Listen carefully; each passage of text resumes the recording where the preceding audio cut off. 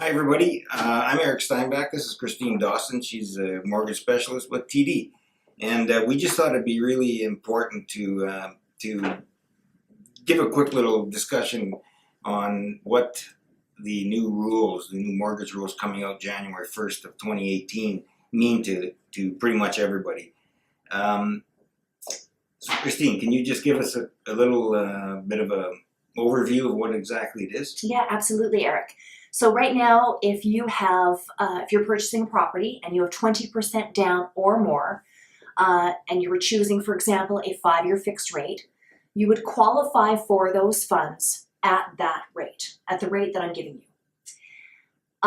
As of January 1, when you apply for mortgage financing with 20% down or more, which is considered a conventional deal, you will then have to qualify at a higher rate, and that being either the greater of the Bank of Canada 5-year benchmark rate, which is today 4.99, or the discounted rate that you're getting from your lender plus 2%, which, as an example, let's say the 5-year fixed rate today is 3.39, that rate would be 5.39. Okay, so that's the discounted rate, the 3. That is a discounted rate plus 2. Yeah.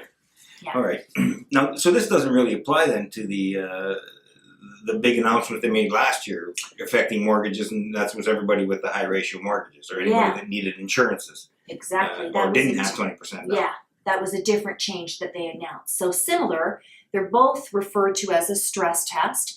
But the stress test announced last October was for high ratio, less than 20% down, then you had to qualify at a higher rate. Oh yeah, and then this year it's for those. Now with 20% down. Even if you have 50%, you got to qualify for this? Absolutely. Yeah. Okay. Yeah. I went to you and I said, Christine, I want to buy a house. How much can I buy? Well, I've actually done some math for you. So great. So based on a household gross income of $75,000 today, using the 5-year fixed rate, that client would qualify for a purchase price of about $500,000. After January 1, that same customer, same income, 25-year amortization, would qualify for a home purchase price of $425,000. So you're basically reducing your purchasing power after January 1 between 15 and 20%. So it's quite impactful. Yeah, for sure. Yeah. So ideally, Eric, those customers who are thinking about buying, they should be coming to see me, or they should be making an appointment to see their lender so that they can get an official pre-approval that's good for 120 days. Now, they're not all offered the same way. So, you have to be cautious, right? Because this is not just a scribbling of numbers. This is an actual, we submit all the documents. This is a pre-qualification. This is a real, not me just dropping in the bank and say, hey, I kind of make this much.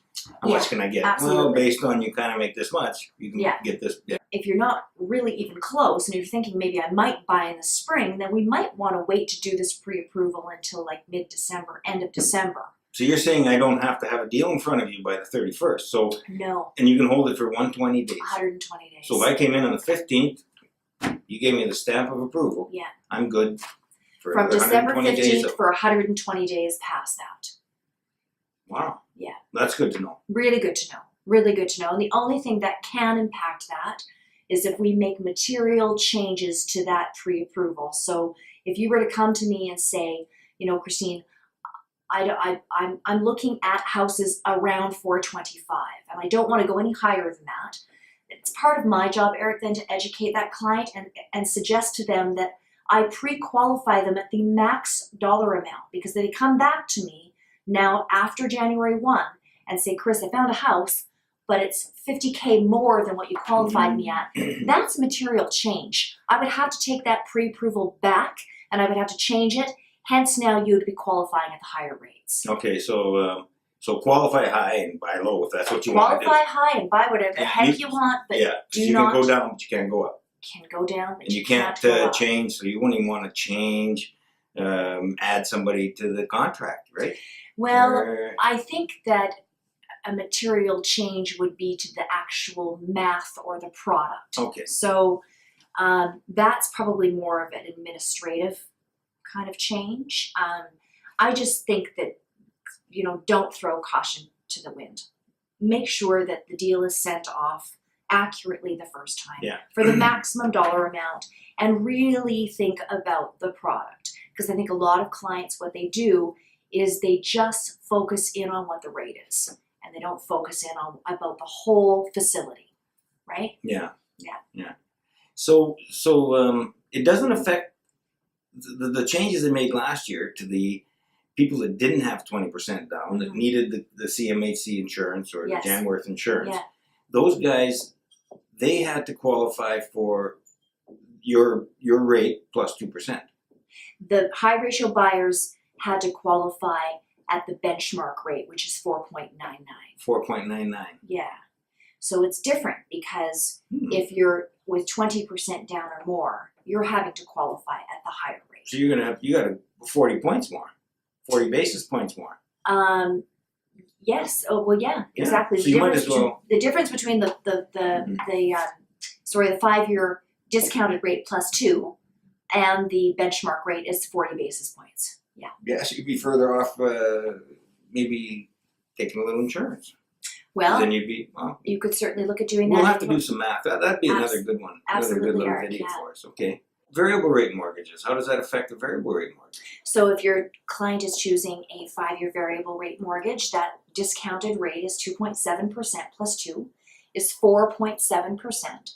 And remember, it's always the greater of the discounted rate plus 2 or the benchmark rate. So that client choosing a 5-year variable product would then qualify at the benchmark rate of 4.99.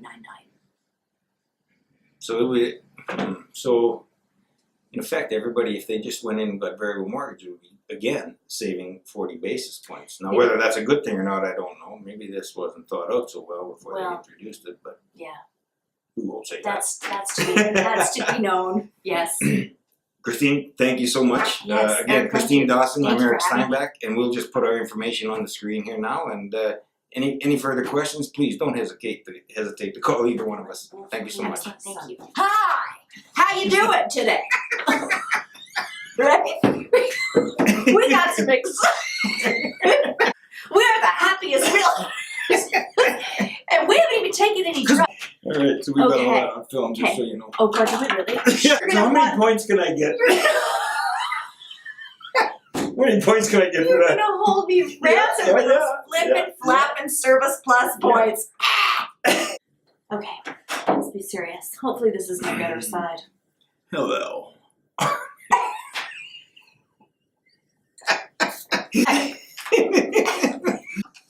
Well, you see here, I was living in the Bronx, and then all of a sudden I moved down the road, and now all of a sudden I need to buy a property, so I go, Oh God, we have so much fun, Eric. Okay. Okay, get the tears out of our eyes. Okay, are you gonna, okay, you're gonna go.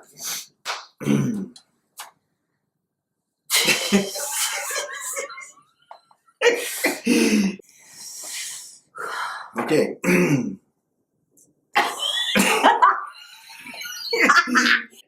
Oh wow, you guys, this is so awesome. We're here today. We're going to talk about mortgages. Yeah, excellent. Right now.